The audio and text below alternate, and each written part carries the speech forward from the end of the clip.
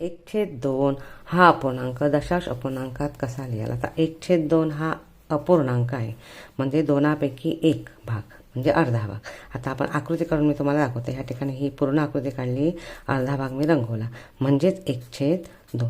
आता ह्या 1/2ला आपण समान अंकाने गुणायचं, म्हणजे 10, 100, 1000 झाला पाहिजे. मग आपण इथे जर 5ने गुणलं तर अंशाला पण 5ने गुणूया. मग उत्तर काय येईल? 5 एके 5 आणि 5 दुने 10. म्हणजे हा तुमचा दुसरा दशांश अपूर्णांक मिळाला. आता ह्याचं दशांश अपूर्णांकात रूपांतर करायचं आहे.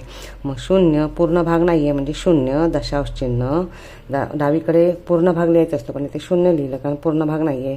आणि 0 इथे 10 आहे, इथे 5 आहे, म्हणजे एकच संख्या आहे. 0 दशांश चिन्ह 5. वाचन 0 दशांश चिन्ह 5 म्हणजे पर्याय क्रमांक 2 हे त्याचं उत्तर. 12.425 हे दशांश अपूर्णांकात कसे लिहा?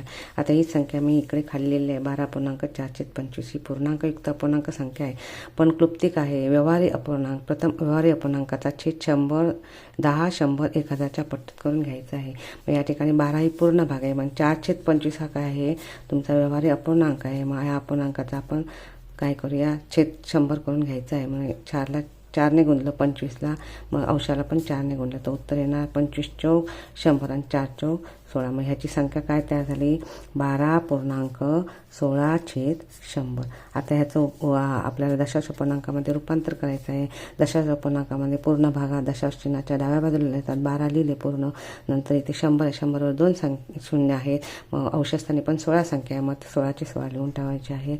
आणि उत्तर आलं 12 दशांश चिन्ह 1. पर्याय क्रमांक 4 आहे त्याचं उत्तर. 1/4 बरोबर किती? आता 1/4 अपूर्णांक आहे आणि त्याचं दशांश अपूर्णांकामध्ये लेखन करायचं आहे. मग 1/4 म्हणजे काय? पावभाग, म्हणजे समान 4 भागापैकी वापरलेल्या व्यवहारात एक भाग, म्हणून 1/4. आता ह्याचं दशांश अपूर्णांकामध्ये रूपांतर करायचं आहे. मग छेदाला 10, 100, 1000च्या पटीत आलं पाहिजे. मग 4ला जर आपण 25ने गुणलं तर अंशाला पण आपण 25ने गुणायचं आहे. मग दुसरा अपूर्णांक मिळणार 25 एके 25, 25 चौक 100. आता ह्याचं दशांश अपूर्णांकामध्ये लेखन करायचं आहे. मग आता ह्या ठिकाणी पूर्ण भाग नाही आहे, म्हणून पूर्ण भागा डाव्या बाजूला लिहितात दशांश चिन्हाच्या, म्हणून 0 लिहिलं पूर्ण भाग नसल्यानंतर. नंतर 0 दशांश चिन्ह लिहिलं आणि 100चे 25, म्हणजे इथे 2 शून्य आहेत, मग वरती पण 2 संख्या आहेत. मग ह्या ठिकाणी 2 संख्या शून्याऐवजी येणार. मग उत्तर काय आलं? 0 दशांश चिन्ह 2 5. मग पर्याय क्रमांक 4 आहे त्याचं उत्तर. 2.3/10,000 ही पूर्णांकयुक्त संख्या दशांश अपूर्णांकामध्ये लिहायची आहे.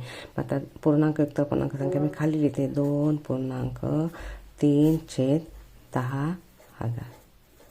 आता हे दशांश चिन्हाचा वापर करायचा आहे आणि संख्या लिहायची आहे. 2 ही संख्या दशांश चिन्हाच्या डाव्या बाजूला येणार, कारण ती पूर्ण संख्या आहे, म्हणून 2 लिहिले. नंतर दशांश चिन्ह लिहिलं. त्यानंतर 10,000 आहेत ह्या ठिकाणी, पण वर संख्या दिलेली एकच 3च. त्यामुळे दशांश चिन्ह देताना दशांश चिन्हाच्या उजवीकडे 3 स्थानापर्यंत 0 लिहावं आणि 4थं स्थान 3ला द्यावं. म्हणून 3 स्थानापर्यंत मी काय करणार आहे? 0 लिहिणार आहे. नंतर 4थं स्थान 3चं. म्हणजे याचं वाचन कसं होणार? 2 दशांश चिन्ह 0003. म्हणून पर्याय क्रमांक 4 हे त्याचं उत्तर. 19 दशांश चिन्ह 5 गुणिले 100. आता आपण ह्या गुणाकार उभ्या पद्धतीने करूया. 19 दशांश चिन्ह 5 गुणिले 100.